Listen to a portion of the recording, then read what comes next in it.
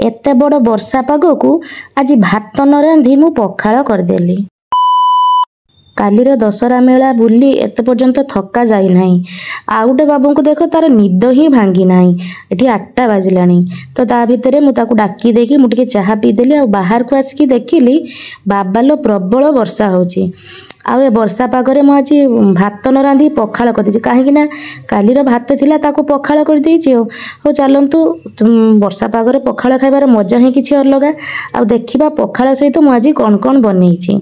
आ एठी माछ हजबेंड आन देथिले सकाळु सकाळु 2 रकम माछ थिला। गोटे पानी आखिया आ गोटे कौ माछ ताकू लूण हळदी लंका गुंड दे देली। आ सेमिति भाजिले भल लागिबो ना तेणु करी ता देर टिके सरिष जीरा प्याज लंकार बाटण देकी ताकू मसला देकी ताकू भल भाबरे कड़ा करके एठी मु भाजी देली।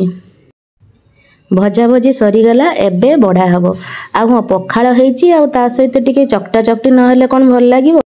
एठी बाइगण बिलाती मध्य चकटा कची तो आमे एबे खाई नेउछु। वीडियोटी भल लागतिले लाइक कमेंट कर देबे। आउ थर देखाबो पुणी नवा वीडियो रे।